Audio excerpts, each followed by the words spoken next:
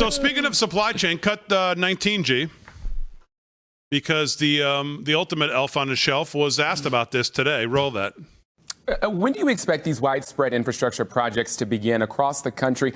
They're obviously going to be impacted in some way by these global supply chain issues that all of us are being impacted by. Right. And what is your administration doing on the front end to really mitigate or lessen those impacts? Which one, may I ask? What do you want me to answer first? Your choice. Well, let's start off talking about supply chains. One of the problems with the supply chain is that because of COVID, we've had a real shortage of materials. I mean, everything from foodstuffs to semiconductors, and a lot of the supply chain is brought into the country through our ports. So one of the things I did, I went out to Los Angeles, and 40% of all the goods that come in the West Coast come in through two ports in the Los Angeles area.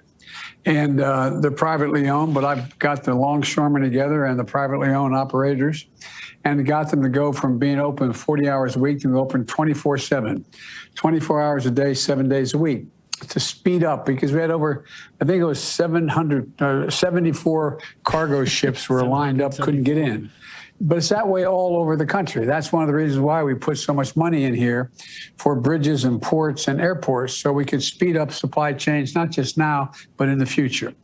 And the first part of your question was whether or not we could, when we start to see this happen. Yes. When the money, I think you'll start to see it happen literally in a matter of weeks. For example, in your state, in the state of Ohio, there are a number of people who do not have high-speed internet.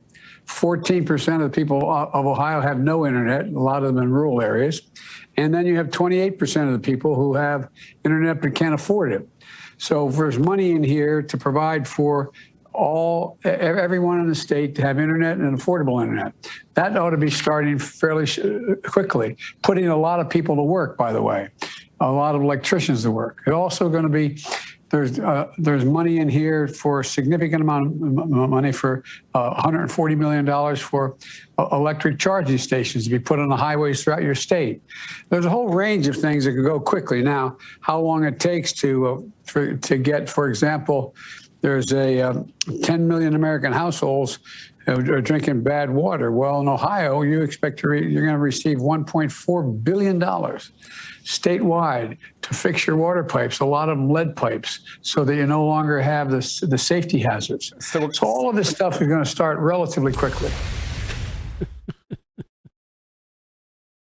I mean, amazing. 13 Republicans give him the ability to go around and do this kind of nonsense. 24% of this bill goes to actual, what we would consider infrastructure. And by the way, his own Commerce Secretary today says the complete opposite thing on when some of these projects are going to start. He says it's weeks. She says it's like maybe next year. And then he has to read oh, God. I love it when he starts talking numbers. Yeah. When he jumped from 700 to 74, and, because it's got a 7 in it, so he must be close.